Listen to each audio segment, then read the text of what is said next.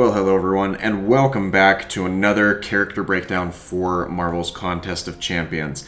Today we will be discussing a character who should be very powerful, at one point in time was very good, and in all reality is kind of in need of being reworked entirely. So let's go about this the way that we typically do. Let's talk about how he currently works and ways that he could be made better. So, Thor.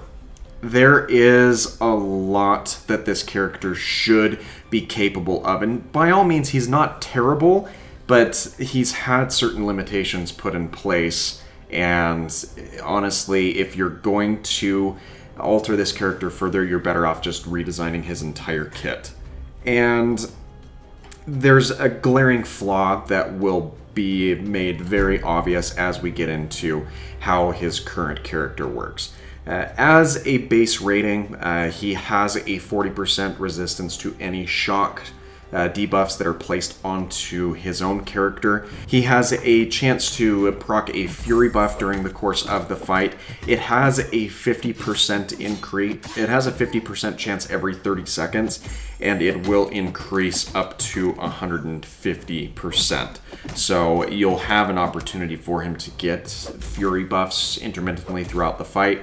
If the fight drags on for an extended period of time, every 30 seconds or so, you're going to have that guaranteed Fury that activates on him. And as he has additional Fury buffs active on himself, he gains armor penetration against his opponents, which is always nice to see with these types of characters.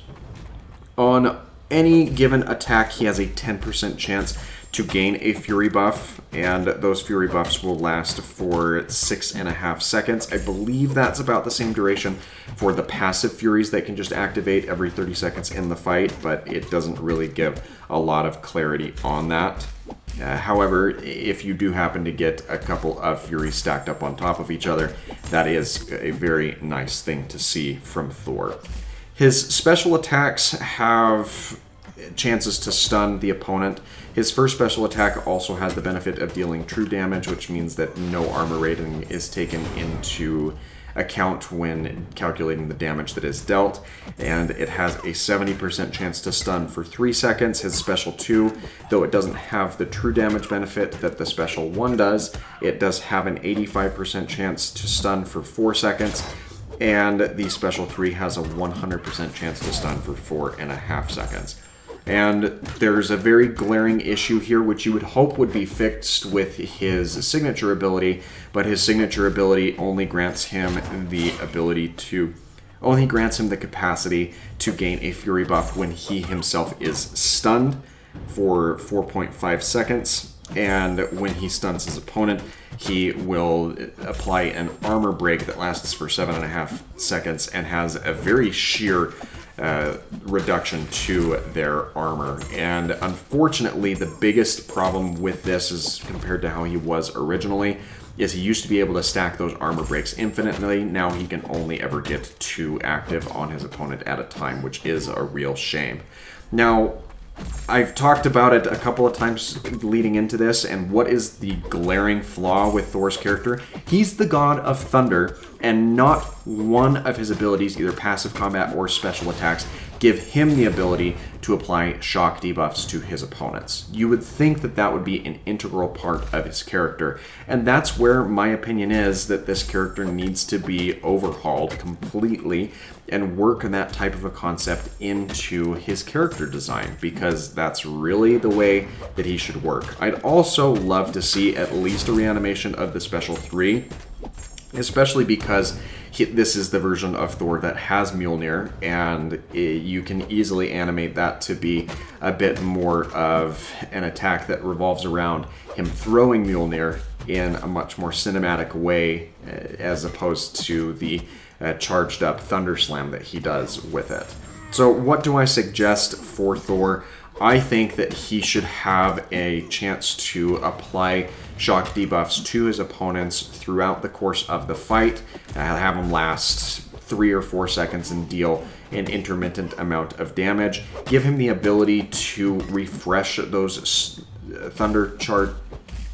give him the ability to either refresh the duration of those shock debuffs or change them into passive consistent shock debuffs that deal a little bit less damage and stack up to 10 maximum off of that heavy attack. There's just a lot that you can do with Thor and his thunder and how well that should be integrated into his character. I even think that it would be beneficial to have a ability to increase the stun duration by up to an additional 3 seconds or so by detonating a special attack while the opponent has those shock debuffs on them, at the detriment of having those shock debuffs removed, provided that they haven't been changed to a passive, if that is something that's been applied over to the opponent. There's just a lot that you can do with shock and thunder type damage that plays very well into Thor's character while also not overclocking him to be too powerful in regards to things. I would also like to see a minor adjustment made to his special 2, and that's the fact that it should just be an unblockable attack, because it's Mjolnir, for crying out loud. It's an unblockable, it's an unstoppable force when thrown by a worthy wielder. And so there should be no reason that anyone should be able to just casually block that attack. And if you're not going to make it unblockable, at least give it additional damage through blocks, so people are discouraged from blocking that attack as it comes in. And if we're being completely honest, it's not an attack that's the hardest in the world to evade either, so it's just something that can be worked a lot better into the way that this version of Thor behaves. We do have other versions of Thor within the game that are playable, both with the Jane Foster version of Thor as well as the Ragnarok version of Thor that does have a lot more of that shock capacity built into his character.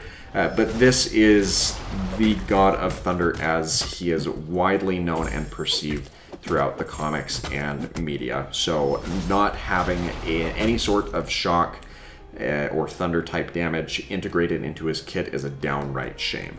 But what do you think? Do you think that there are things that need to be done with Thor to make him better or worse? Do you feel like he needs to have reversions made, or are you in the same camp that I am where you think that he just needs to be overworked, overhauled, and made a much better character all around? Be sure to let me know what your thoughts are in the comments down below. If you've made it this far into the video, make sure that you leave a like if you've enjoyed it. Don't forget to subscribe for that daily variety content, and we will see you in the next video. Thanks for watching, and I hope that you have a fantastic rest of your day.